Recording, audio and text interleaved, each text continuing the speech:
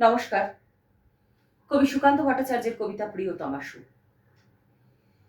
সীমান্তে আজ আমি প্রহরী, অনেক রক্তাক্ত পথ অতিক্রম করে আজ এখানে এসে থমকে দাঁড়িয়েছি স্বদেশের সীমানায়। ধূসর তিউনিসিয়া থেকে স্নিগ্ধ ইতালি থেকে ছুটে গেছি বিপ্লবী ফ্রান্সে। নক্ষত্র নিয়ন্ত্রিত নিয়তির মতো দুর্নিবার অপরাহত রাইফেল হাতে ফ্রান্স থেকে প্রতিবেশী বার্মাতেও।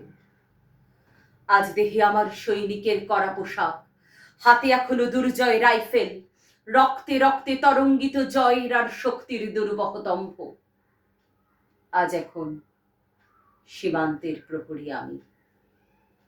আজ নীল আকাশ আমাকে পাঠিয়েছে নিমন্ত্রণ, স্বদেশের হাওয়া বয়ে এনেছে অনুরোধ, চোখের সামনে খুলে ধরেছে সবুজ চিঠি। কিছুতেই বুঝি না কি করে এড়াবো তাকে, কি করে এড়াবো এই সৈনিকের করা পোশাক।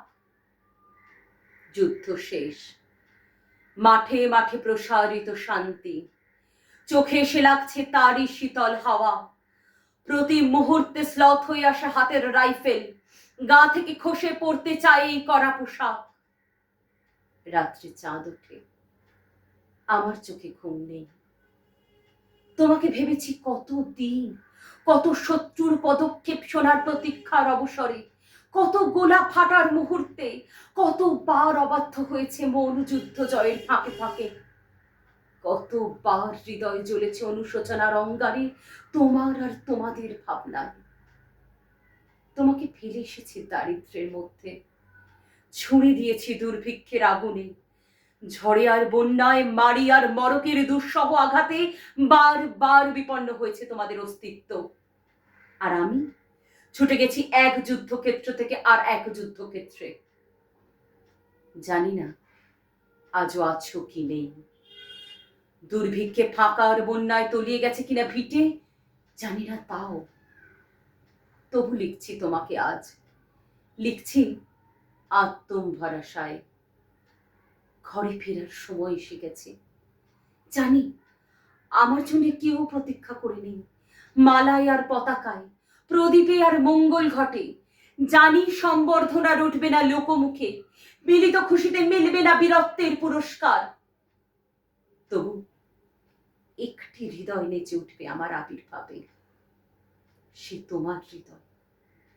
যুদ্ধ চাই না আর, যুদ্ধ তো থেমে গেছে, পদার্পণ করতে চায় না মন ইন্দোনেশিয়ায়। আর সামনে নয়, এবার পিছন ফেরার পালা। পরের জন্য যুদ্ধ করেছি অনেক, এবার যুদ্ধ তোমার আর আমার জন্য। প্রশ্ন করো যদি এত যুদ্ধ করে পেলাম কি, উত্তর তার তিউনিসিয়ায় পেয়েছি জয়, ইতালিতে জনগণের বন্ধুত্ব, ফ্রান্সে পেয়েছি মুক্তির মন্ত্র, আর নিষ্কণ্টক বার্মায় পেলাম ঘরে ফেরার তাগাদা। আমি যেন সেই বাতিওয়ালা, যে সন্ধ্যায় রাজপথে পথে বাতি জ্বালিয়ে ফেরে, অথচ নিজের ঘরে নেই যার বাতি জ্বালার সামর্থ্য। নিজের ঘরেই জমে থাকে দুঃসহ অন্ধকার। নমস্কার।